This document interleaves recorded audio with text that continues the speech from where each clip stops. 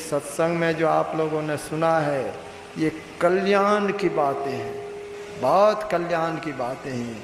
संत महापुरुष इहलोक और परलोक दोनों को सुखमय बनाने की बात कहें। यह जीवन भी सुखमय बना हुआ रहे और शरीर छूटने के बाद का जीवन भी सुखमय बन जाए। इसलिए संत लोग पहले तो संसार में जीने की कला सिखलाते हैं, मनुष्य को किस तरह का जीवन बिताना चाहिए यह बात सिखलाते हैं। फिर यह शरीर जो मिला है, इस शरीर की सबसे बढ़कर के उपयोगिता क्या है, इस शरीर को पा करके क्या करना चाहिए, ये दो बातें, जीने की कला और इस शरीर को किस तरह से सार्थक बनावे, ये दो बात संत महापुरुषों की वाणी में खास रूप से है। मनुष्य को क्या करना चाहिए, किस तरह का जीवन बिताना चाहिए, इसमें पहली बात यह है कि मनुष्य को माता पिता की आज्ञा का पालन करना चाहिए। माता पिता का बहुत उपकार होता है। हम लोग प्रत्यक्ष में देखते हैं, बच्चा जब जन्म लेता है उस समय वह असहाय हालत में रहता है। अब वह अपने से अपने लिए कुछ नहीं कर सकता। बाहर में पड़ा हुआ है, अगर बाहर में धूप है तो उसी में पड़ा रहेगा, अगर पानी पड़ रहा है बाहर में, घर के बाहर वहाँ है तो उसी तरह भींगता रहेगा। बाहर में जाड़ा का समय है, ठंड है तो उसी में ठिठुरता रहेगा, अपने आ नहीं सकता घर।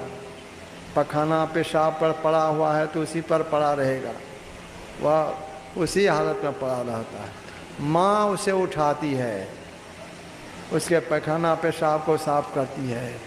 किस तरह से माँ लालन पालन करती है यह तो घर घर में लोग देखते हैं। माँ का कितना उपकार होता है इसको लोग जानते हैं। पिता का भी कम उपकार नहीं। पिता पालते पोसते पढ़ाते लिखाते शादी विवाह कर देते हैं।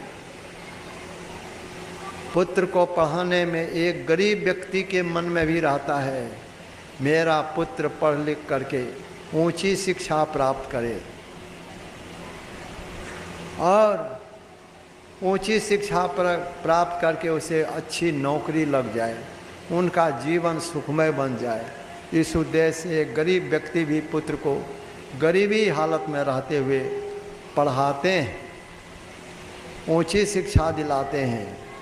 अब पुत्र को नौकरी हो जाए, नौकरी दिलाने में अगर उसको बहुत रुपये देने पड़ते हैं, रुपये नहीं है तो ज़मीन भी बिक जाए तो बिक जाए, लेकिन पिता के मन में होता है मेरे पुत्र को नौकरी हो जाए। किस तरह का पिता का उपकार सोच लीजिए। माता का उपकार, पिता का उपकार कितना होता है। अब पुत्र पढ़ लिख करके विद्वान हो गया, नौकरी लग गई, शादी विवाह हो गया, उसका क्या कर्तव्य होना चाहिए? क्या नौकरी लग गई, दूर में है, माता पिता घर में है, कष्ट की हालत में है, उनकी सेवा नहीं हो? यह पुत्र का धर्म नहीं। आजकल इस बात का लोग ख्याल नहीं करते, इस बात का ख्याल नहीं करते। इतने उपकारी माता पिता, उनकी सेवा सब घर में नहीं होती, सब कोई नहीं कर पाते। वे अपने कर्तव्य कर्म से चूक जाते हैं। सो नहीं होना चाहिए। माता पिता का जो इतना उपकार रहा, वे अब वृद्ध हो गए, उनकी सेवा होनी चाहिए। पुत्र का सबसे बड़ा धर्म होता है कि माता पिता की सेवा हो, उनकी आज्ञा का पालन है। केवल माता पिता की ही सेवा नहीं करें, अपने द्वारा और लोगों को भी सुख पहुंचाना यह मनुष्यों का धर्म होता है। धन्य कवन जो पर उपकारी, उसी का जीवन धन्य होता है जिनका जीवन दूसरों के उपकार में बीतता है। अपने लिए तो सब कोई जीते हैं, अपने लिए सब कोई जीते हैं, लेकिन दूसरों के उपकार में जिनका जीवन बीतता है उसी का जीवन धन्य होता है। महात्मा गांधी जी का नाम इतना अधिक क्यों है? क्या कारण? महात्मा गांधी का जीवन मानव कल्याण में बीता। संत लोगों का नाम इतना क्यों है? संत का तो बहुत उपकार होता है। संत के उपकार को तो गिनाया नहीं जा सकता। संत के लिए कहा कि संत बड़े परमार्थी, घन ज्यों बरसे आए, तपन बुझावे और की अपनों पारस लगे। अपने दुख सह करके भी दूसरों को सुख पहुंचाते हैं। अपने दुख सह करके भी दूसरों को सुख पहुंचाते हैं।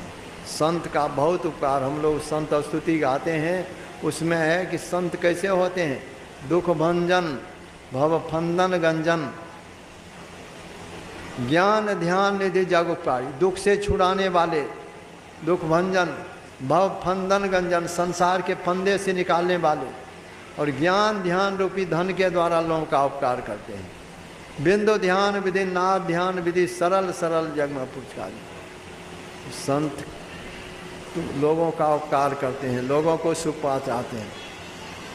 उनको यद्यपि लोगों के सेवा की आवश्यकता नहीं होती, संत को आवश्यकता नहीं होती, क्योंकि वे तो मुक्त होकर के रहते हैं, मुक्त हालत में रहते हैं। अवश्य ही देखने में आता है कि उनकी भी सेवा उनके शिष्य लोग करते हैं, देखने में आता है, लेकिन उनको संत को उनकी आवश्यकता नहीं होती उनकी सेवा की।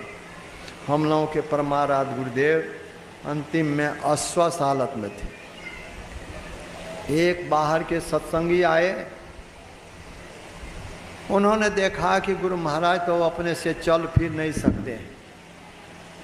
इनके साथ में रहने वाले सेवक लोग इनको उठाते हैं, बैठाते हैं, बाहर ले जाते हैं, व्हील चेयर पर बैठाते हैं, उठा करके घर ले आते हैं। पखाना पेशाब भी अपने द्वारा नहीं होता। यह देखा उन्होंने। उनके मन में हुआ गुरु महाराज इस हालत में हैं, अगर सेवक लोग सेवा करते करते ऊब जाए, सेवा करना छोड़ दे, तो गुरु महाराज की क्या हालत हो जाएगी? पखाना पेशाब पर पड़े रहेंगे।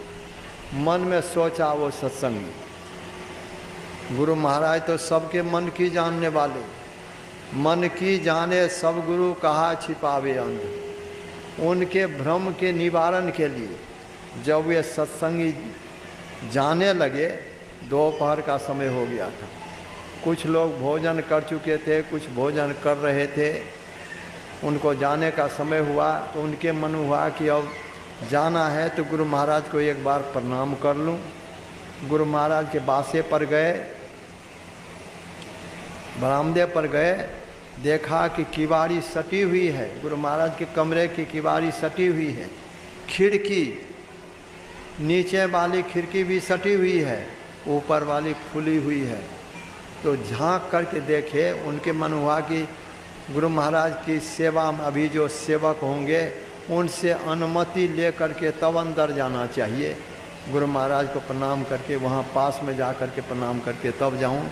झांक करके देखा तो देखा कि गुरु महाराज के पास में कोई सेवक नहीं है, और गुरु महाराज पहले की तरह जैसे स्वस्थ हालत में अपने से चलते थे वैसे ही कमरे में चल रहे हैं।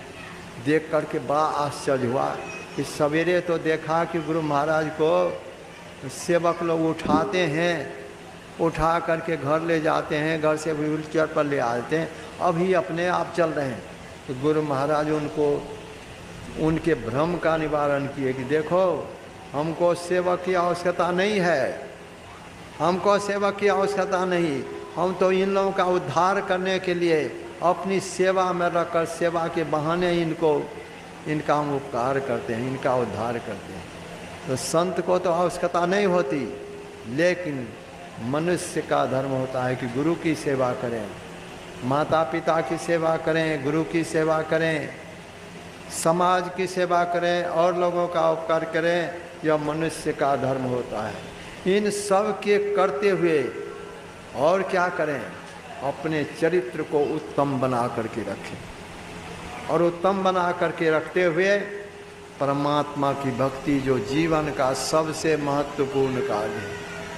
संसार के कर्तव्य कर्म को करते हुए परमात्मा की भक्ति करें, यह सबके लिए आवश्यक है, सबके लिए आवश्यक। नहीं करेंगे बहुत बड़ी हानि हो जाएगी। वो हानि क्या होगी? शरीर तो एक न एक दिन छूटेगा, सबका छूटता है। अभी मनुष्य का शरीर प्राप्त है, इस शरीर को पा करके अगर परमात्मा की भक्ति नहीं किए, केवल कमाने खाने में अनमोल जीवन बीत गया, फल क्या होगा? शरीर छूटने पर यह शरीर फिर नहीं मिलेगा।